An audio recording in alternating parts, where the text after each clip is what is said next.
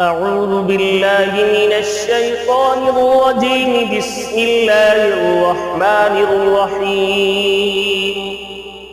يا أيها المزمل قم الليل إلا قليلا نصفه أو انقص منه قليلا أو زد عليه ورتل القرآن ترتيلا إنا سنلقي عليك قولا ثقيلا إن ناشئة الليل هي أشد وطئا وأقوم قيلا إن لك في النهار سبحا طويلا واذكر اسم ربك وتبتل إليه تبتيلا